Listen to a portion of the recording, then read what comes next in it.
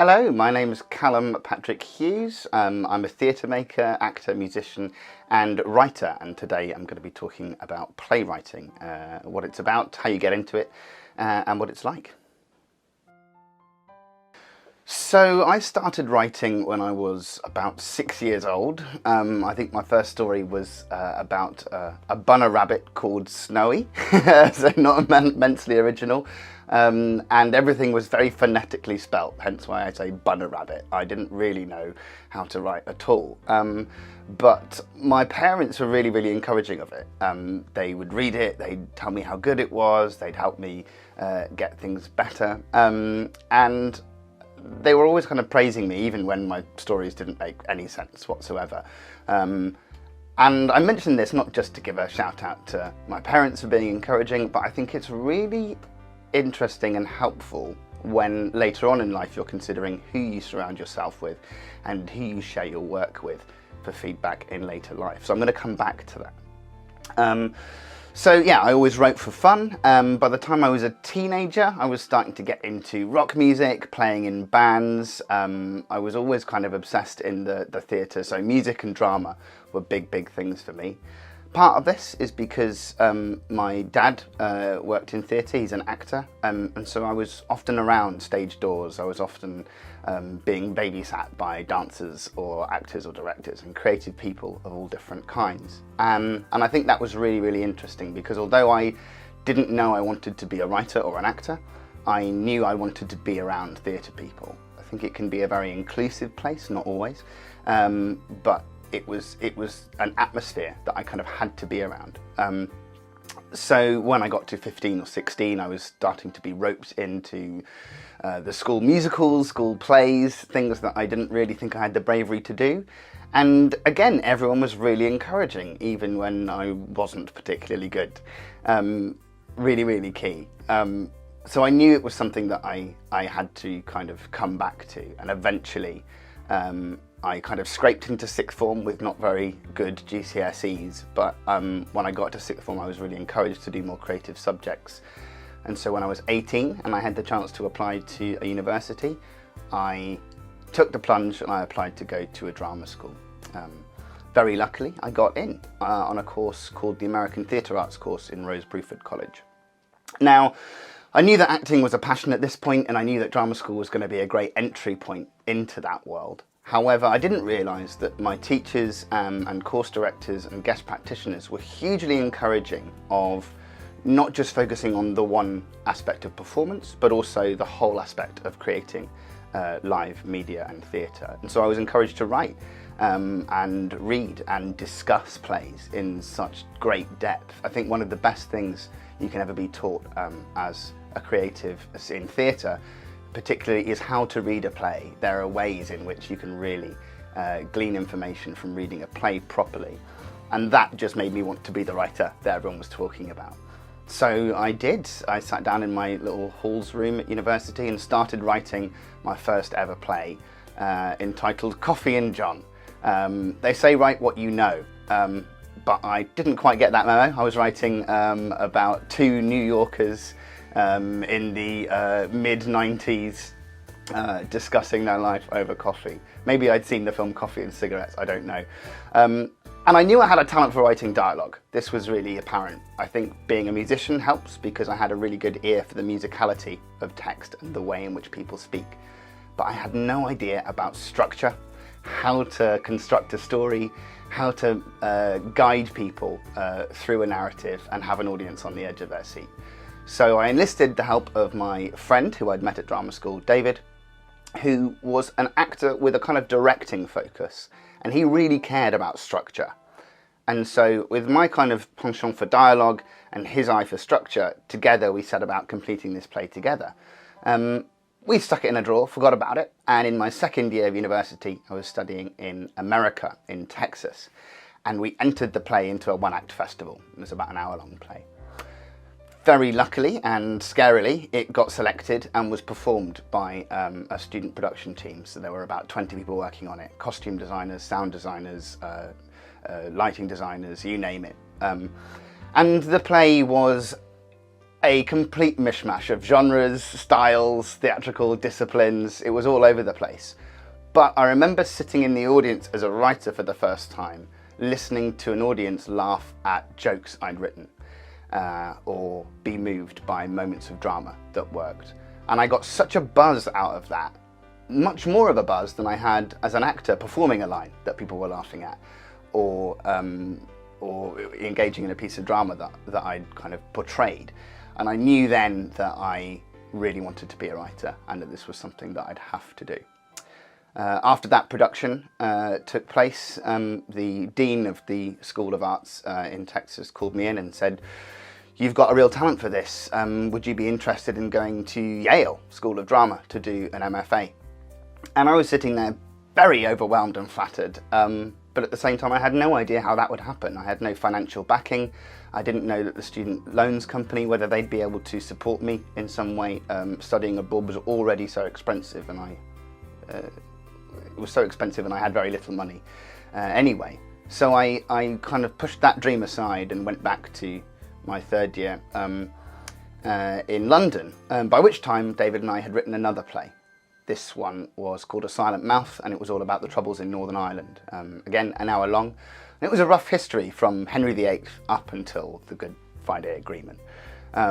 This was something that I was passionate about because it involved a lot of stories about my family. My mum's Irish, and so a lot of my relatives fought and died and lost their lives for Irish independence. And also it was spurred out of political conversations I was having with a lot of Americans out there. And I think that's worth mentioning because this play had a personal connection and it was something that I was passionate about. And as a result, it was a much, much better piece of work. I think if you're interested in writing, that is going to be a really, really key thing. You've got to do it because you care about the actual subject that you're writing about. Again, at Rose Bruford, we were given the opportunity to stage this production of A Silent Mouth, and we did. And it was a 70-seat studio theatre, but we had nearly 100 people in. They were sitting in the steps in the gangway. You probably wouldn't be able to do that now with health and safety, but it was an amazing feeling to have such a warm reaction. And again, that really solidified, those two plays, Coffee and John and A Silent Mouth, really solidified my ambition to be a writer and keep doing it. Once I graduated drama school, I went to a theatre called the Queen's Theatre Hornchurch. I auditioned there. It was an acting musician theatre with the late, great Bob Carlton, who kind of trailblazed the acting musician movement with a show called Return to the Forbidden Planet. And he was a big Shakespeare buff. So you would do what we call rep, or we used to call repertory theatre. That would mean I would rehearse a play during the day and performing another one during the evening. So I'd be rehearsing a jukebox musical based on the songs of Cliff Richard during the day and be performing a gritty northern drama by John Godber. Then I'd be in rehearsals for pantomime, and whilst we were playing pantomime, I'd be rehearsing a Shakespeare. My mind was blown. Not only was it the hardest I'd ever worked, but I'd never been exposed to so many different writers and different styles. And that really broadened my horizons, and it made me realise that as a writer, you can write anything you want, whether it's modern day, whether it's naturalistic, realistic, gritty drama, funny comedies. And engaging with all those writers from an actor's perspective taught me a great deal about what I wanted to do as a writer to help actors tell my stories. Whilst I was there, I also founded a theatre company with my writing partner from before, David, and two other colleagues from drama school. And we created 3 shows, all written by myself and David. The first one was a Pulp Fiction homage. The second one was an adaptation of Cinderella. The third one was an adaptation of The Little Mermaid, looking at the life story of Hans Christian Andersen. And they were kind of great successes, even though we played to relatively small audiences. But they were really, really formative for 2 reasons. One, I got a chance to take all this knowledge that I'd gained as an actor at the Queen's Theatre Hornchurch, but also I was able to understand all the other different jobs that are involved in making theatre. Sometimes we can define ourselves as a writer, as an actor, as a musician, as a director, as a stage manager, as a technical person. But actually, one of the most amazing things about doing fringe theatre, as we call it, that's theatre that's not in the West End or in major 1,000-seater theatres, is that you have to do a lot of it yourself. You've got no money. So we were very broke. We were writing emails to agents. We were doing the press release and the publicity, sending it off to critics and reviewers. We were building the set. We were doing the rehearsals. Very broke, very tired, not really knowing what we were doing, but we wanted to do it. And that period of time really, really taught me a huge deal, because now later on in my career, even though I'm not the world's best communications director, or I'm certainly not very good at technical aspects, I understand what lights are. I understand the language that a lighting designer or a stage manager might use in order to make a show. And that makes your experience and your usefulness within the theatre space much, much better, especially when it comes to rehearsals. But also as a writer, if you understand the type of work and the amount of time and money it takes to do things, you can approach writing a script a little bit differently. If you were to look at Alan Ayckbourn, who is the world's second most performed playwright after Shakespeare, he wrote a book called The Crafty Art of Playmaking. And the first chapter of that book starts with, what is your budget before you write your play? Are you intending for this to be on a huge stage with thousands of people? Or is this in a small studio black box? Either way, have you got money for a set? If you don't, then maybe your play might be set on a park bench and 2 people can sit on that bench. It's cheap, affordable, and it's also going to allow you to tell your story. Whereas if you're starting out and you are writing with no view of where this play might get put on, and you write Angels in America, for example, by Tony Kushner, that is a show that is extremely expensive, takes a lot of technical prowess and expertise. So think about that when you're writing as well. And working in Fringe really, really helped me start to understand that. For me, the most important quality for a writer is the desire to tell stories.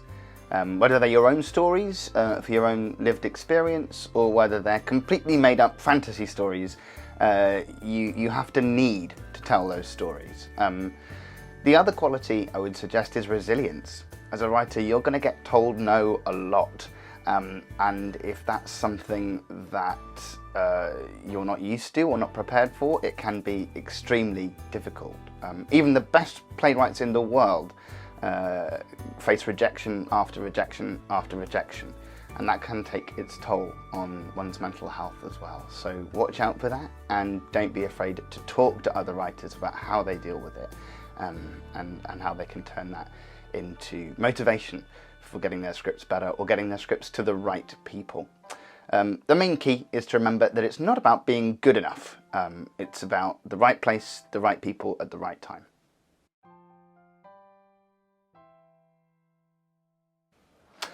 When it comes to writing, most people have access to a laptop or a tablet of some kind. That's going to be really vital, because sending your script to readers is almost exclusively digital now.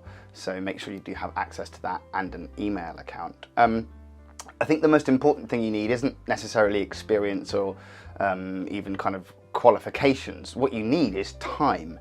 That sounds quite simple, but actually it is incredibly difficult to make sure you have the time to sit down and write, especially if you're working a kind of flexible casual job that can often be very time consuming, very demanding. Having limited time can be a real barrier. Having said that, I think the old adage, don't get it right, get it writ, is really, really useful. It's much easier to edit work that you've written than it is to write at the first page. A famous Simpsons writer once said he always used to write out the episode in its entirety, even if the lines weren't complete. Homer says, blah, blah, blah. Marge says, thanks very much, Homer. His first script would be that basic, because he always found it easier going back to that script, editing it and making it better. You can read more about that in the New Yorker if you wish. So yeah, know that you've done the hard bit. Get it down when you can, whenever you have the time, and then edit it when you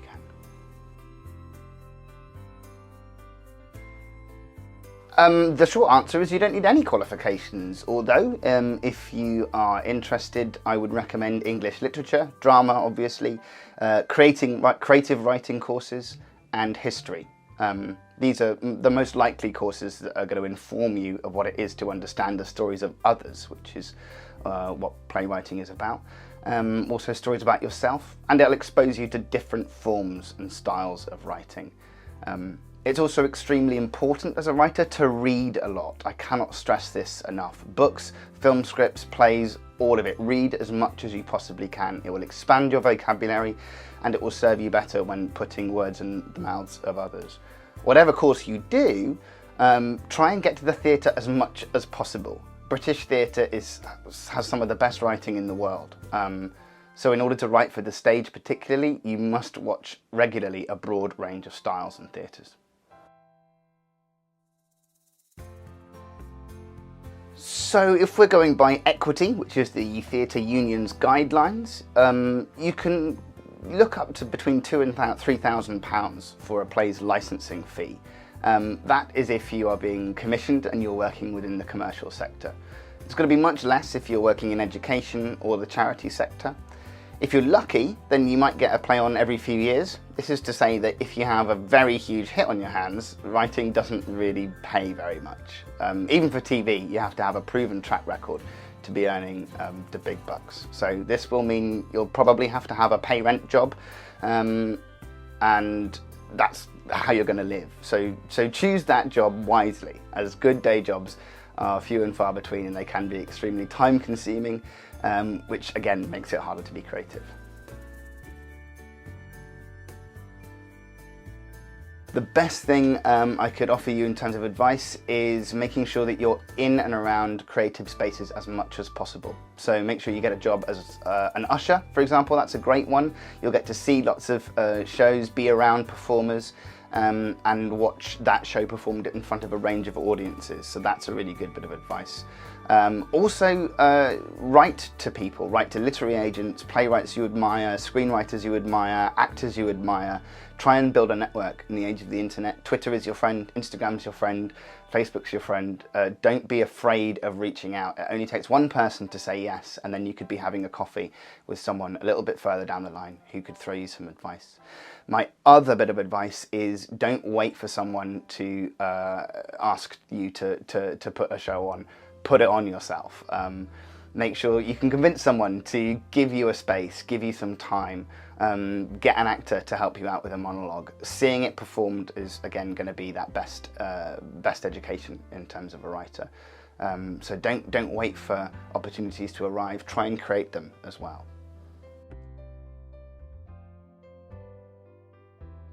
I know some people who have been writing since childhood, like myself, and I know people who have found careers as writers much later in life.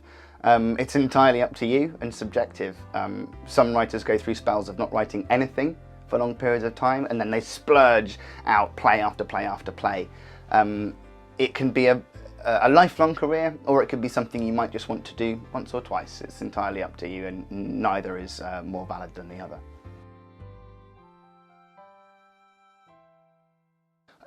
Writing for theatre is really the springboard for so many different careers. Dramaturgy, which is an amazing skill that not a lot of people talk about, where you can assist writers in making sure their work has integrity and is true to the experiences they might be talking about.